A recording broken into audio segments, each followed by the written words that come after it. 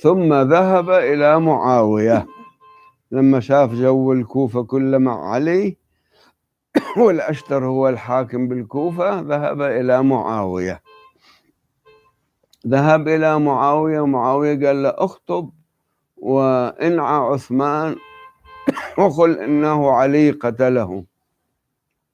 طلع خطب وما قال أن علي قتله. قال له ما قلت؟ قال له أنا شفت أني أرميه بدمه.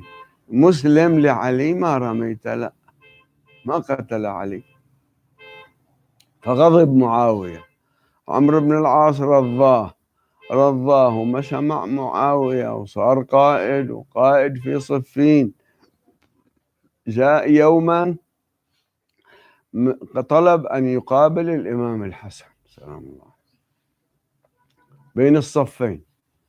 الإمام الحسن طلع له قال له يا حسن،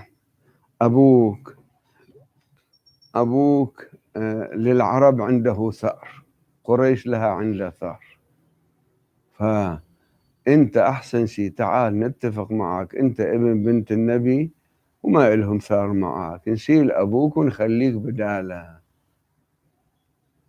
قال له لا يكون هذا يا ابن عمر، وأنت جايين ولابس أخضر وتتبختر أمام نسوان الشام حتى تريهم نفسك وقتالك، وكأني بك بعد يومين وأنت مرمي مقتول.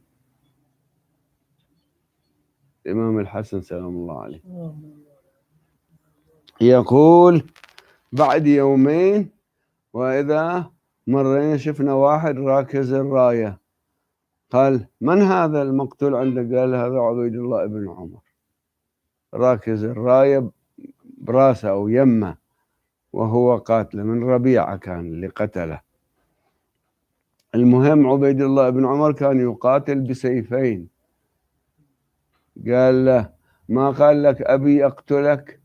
ومختلف من الذي قتله، فلان قتله أو فلان قتله. أنا أحتمل أن أمير المؤمنين اللي قال له أقتلك هو مار منك وسافة وبس، ما يقول كثير من الأشياء أمير المؤمنين ما يقولها سلام الله عليه. طيب الإمام الحسن سلام الله عليه بعد صفين وكان بارز في زمن أبيه، ولما تولى مراسم دفن أمير المؤمنين سلام الله عليه المسلمين كلهم جاءوا، المهاجرون والأنصار جاءوا وبايعوا الإمام.